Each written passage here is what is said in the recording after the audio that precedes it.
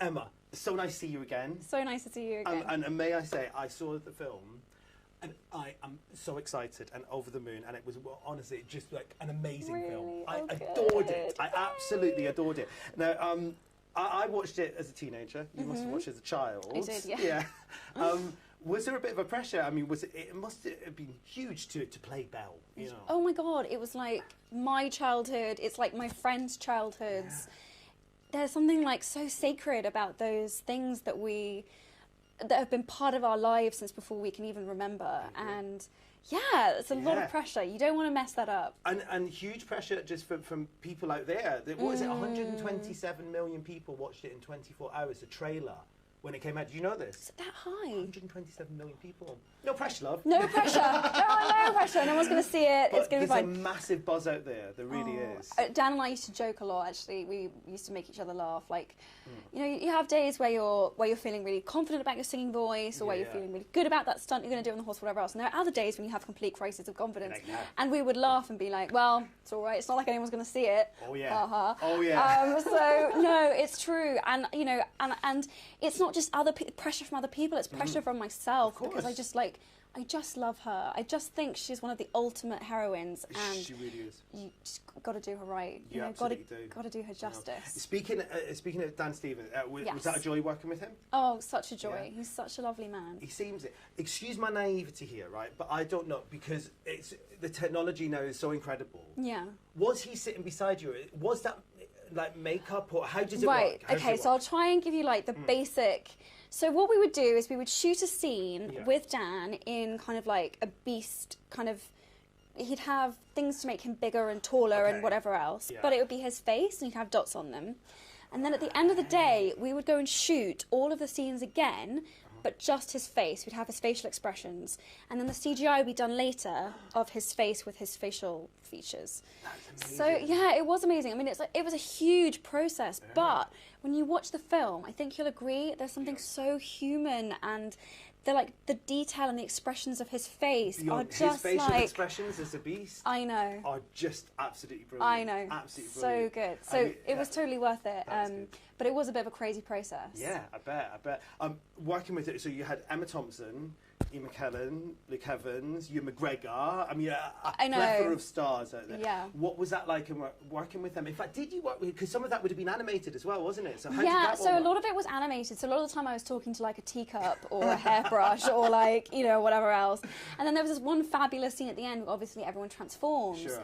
And then I'm looking around the room and I'm like, this cast is insane. Like, this is pretty cool. Like, you know. So we had everyone there for that. But yeah, a lot of the time I was quite lonely, I have to say. It was me and a load of inanimate objects. Oh, bet. No, That makes me sad. I know. I was like... you and a random hairbrush and things like that. Yeah. That's not good. Just talking to myself. You spoke about Belle. Yes. You know, you really resonated with her, didn't you? You really felt a connection. Is it so you didn't want to do Cinderella, is that correct? Because she wasn't quite right for you. Yeah, they offered me Cinderella, and I was just like, it just doesn't feel right for me. This isn't the right one for me. Yeah. And I didn't know they were going to make Beauty and the Beast. But then when Beauty and the Beast came back around, I was like, oh my God, you know, I'd do anything. You know, she's just like, she's so fierce and so smart and like, I just think she's the coolest. And so when that came around, I was like, I'll do anything. I'll do anything. Did you work with the director as well to make her even more fierce? Yeah. I think we really we wanted to pad out a bit of Belle's backstory. Sure. And so we wanted to give her a bit more, just more backstory, more depth. And so we made her, it was originally her dad in the original movie that was more of the kind of like crazy inventor. Yeah. But we actually thought that story was brilliant for Belle because it kind of explained why she didn't really fit into the village and why everyone thought she was a bit mad. And it also just really kind of like emphasized this thing that she was just sort of a bit ahead of her time. Yes. And we also wanted this story of the fact that she wanted to teach and that she wanted to, she tries to teach this little girl to read, but I love the village's disgust at you having I know. They were affronted, I tell you. Yeah. Well, that's what's so funny is like, and we've seen this throughout history, is that like books are revolutionary. Books empower people. Books like can allow people to see the possibility in the world of what they can achieve and what they can do, and like they tried to keep books away from women for a long time. It's true. They were like, Yeah, let's not let books Yeah. get into the hands of women because I that would be you were doing something too about that, dangerous. though. All right. Yeah. Because that's the thing. There's lots of comparisons being made between you and Belle. Obviously, she's loves her books. She's obviously moved to the library and things like that. Yeah. I love the fact that recently, because I know I've spoken to you before about your book club, but I love this. You've been putting books around undergrounds and things. Yeah. This is genius.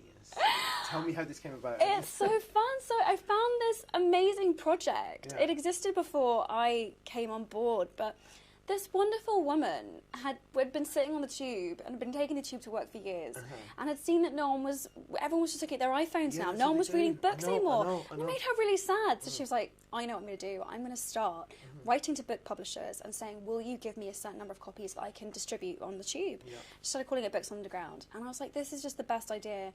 And so it's me, and then I often I call them book fairies. Right. So I find volunteers that are willing to sneak around different parts of the world and distribute feminist books in public places. Give me a shout, I'll do it. Will you?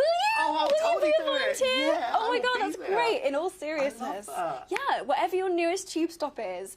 That's yeah, amazing. so we do these big I book do feel drops. there's a definite reverse kind of happening with technology and books as well. I feel an awful lot of people are reverting back to books. Yeah, There's for nothing, sure. There's something about There's holding something about, a book, oh isn't my there? god, I'm the same way. Yeah. I drive my friends completely mad because we'll go away on a trip and they're like, you've bought 7 books with you. The weight of that is just ridiculous. And I'm like, I know, but you I leave just... them. Do you leave? But I always do that. Yeah, I that's always a nice leave thing to books do. around. And I Yeah. always try to pass them off and be like, This this is is amazing or whatever else. And look after So them. that's Don't true. leave them out in the sun. And Don't I be doing love that. seeing people's underlinings and little squiggles. And, Absolutely, yeah. absolutely. Now, you spoke before about singing. I have to say, you were brilliant in that. It was cracking. Was it a nervous thing though? I mean, Oh my god, it you've been was. brought I up performing, can't even but tell still. you how nerve-wracking it was.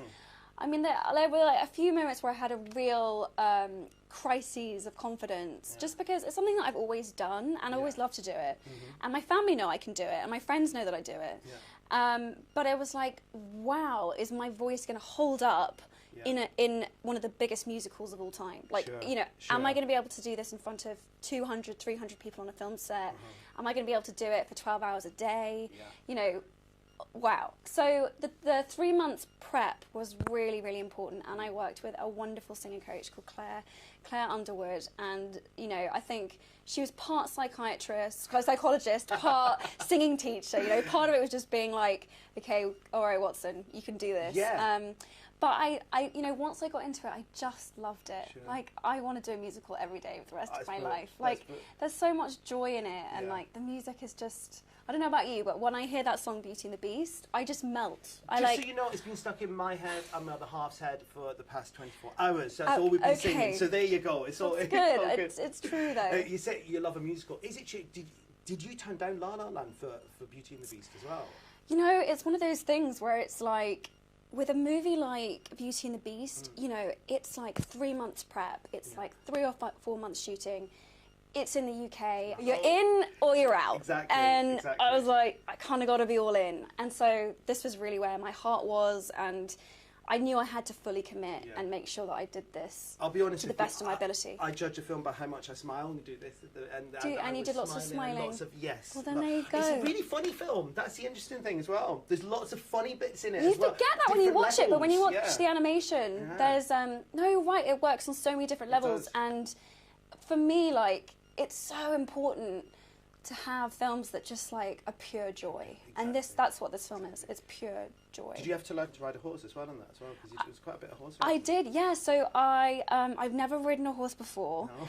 and so I was like, okay, this is what I mean about the prep. I mean, I really went into like essentially a Belle boot camp. I was riding 3 or 4 times a week, singing 4 times a week, dancing 3 or 4 times a week. I mean, I was manic. I was so hectic, but I loved it. I was not one of these girls when she was younger that was like, I really want a pony. Like, please, I want a horse. I wasn't really interested. I was a bit like, okay. Yeah. But then I totally fell in love with my horse, and I actually really got into it, which I was really surprised about because I wasn't expecting that. But it's very meditative because you really have to concentrate, and you can't be thinking about anything else when you're on a horse. You have to be thinking about what you're doing, and so it's quite zen in a weird way. outfit-wise, Yes. the iconic yellow dress. Was that Yellow beautiful to wear and wonderful? dress. Oh my god, my 5-year-old self, when I put the dress on for the first time, was like, oh my god. Yeah, so good. I mean, it's so iconic, isn't it? Yeah, beyond. The amount of people that when I mention Beauty and the Beast are like, what's the yellow dress like? Yeah. I was like, that don't must worry. be your favourite outfit. As well. 'Cause she had some great outfit. I like the little knickerbockers you had on. Oh, thanks. Well, my thinking was, again, if you've got to mount and dismount a horse, You're right. you need something underneath, Or you're in trouble. Right. But yeah, no, I think the dress, the cool thing is that yellow dress in our version carries Belle through really right to the end of the movie, to the point where she gets on a horse to, I don't want to give anything away, but anyway, exactly. but we wanted to make the dress have this slight feeling of like a coat of armour sort of dress. It's really beautiful, but it feels very heroic as well absolutely, somehow. Absolutely. Do you know what I mean? That dress is amazing. I have to say, the things you've been wearing recently as well, off the chart. This is gorgeous. Oh, thank One of the finest you. tops. And the Louis Vuitton dress, fantastic. You look amazing in that. So yeah, congratulations on that. One last thing. Yes. Your doll went and got a bit of flack, right? Now what I do on TV is we call it the markover, right? Okay. So this is what I've gone and done. I've Oh, gone no. and given What? Belle doll. I turned Belle into Festival Belle for you. Now what are we thinking? And I got the phone in. I got the phone in because last time the phone rang. She's got some very chic gladiator sandals going on. I'll be honest with it's very you, Kate Moss. I got a little bit too into this. Yeah, This is I had a great amazing. day yesterday of dressing dolls and watching Beauty and the Beast. There we go. Wow, That's this my is job. amazing. I love that you've kept my freckles in. I Yes. feel very but we chopped a bit off. this is Yeah, beautiful. but She there you go. it's Belle that's ready to go to a festival. You know? Ready for Coachella. Ready for On it. Coachella. Darling, it's a joy chatting to you. Thank you so Oh, much. thank you so much. This is so fabulous. Thank you, thank you.